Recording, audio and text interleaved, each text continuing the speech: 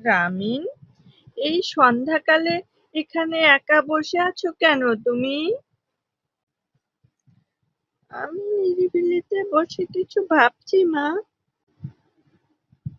তুমি কি ভাবছো এত?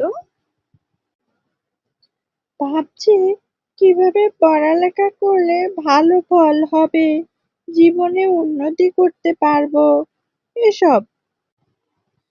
পরীক্ষায় শুধু ভালো ফল হলেই জীবনে উন্নতি করা যায় না বাবা। ফল তো কত রকমের আছে। সব ফলের মূল্য তো একরকম নয়। ফলের গুরুত্ব নির্ভর করবে শিক্ষার পদ্ধতির উপর। এক্ষেত্রে আপনার পরামর্শ কি আম্মু? চলো, বাড়ি যেতে যেতে বলছি তোমায়। এককালে মানুষের ছিল অফুরন্ত প্রাকৃতিক সম্পদ, ছিল কর্মসংস্থান। জনসংখ্যা বৃদ্ধির ফলে আজ তা কমে গেছে। সাধারণ শিক্ষায় ভালো ফল করেও এখন বেকার থাকতে হয়। তাহলে আম্মু, আমাদের করণীয় কি? বর্তমানে এমন সব কর্মদিগন্ত উন্মোচিত হচ্ছে, যার সঙ্গে কারিগরি শিক্ষার যোগ হয়ে পড়েছে অপরিহার্য।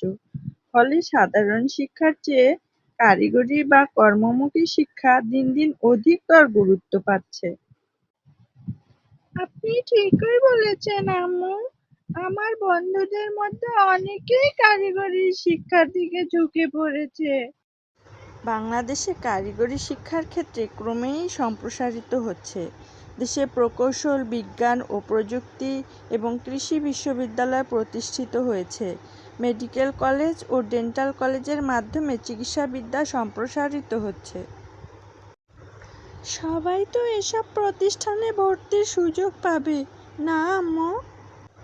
ঠিক আছে, এছাড়াও রয়েছে polytechnic, graphic art, vocational training institute এবং লেদার ও textile technology college, veterinary college ইত্যাদির মতো প্রতিষ্ঠান।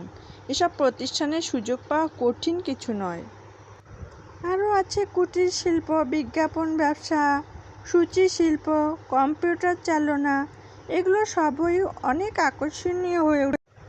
তোমাকেও কারিগরি শিক্ষায় অংশগ্রহণ করতে হবে। তাহলে শিক্ষাজীবন শেষে চাকরির জন্য বসে থাকতে হবে না, বেকার থাকবে না। আত্মকর্মসংস্থান ও জীবিকার সংস্থানে সুফল বয়ে আনতে সক্ষম হবে তুমি।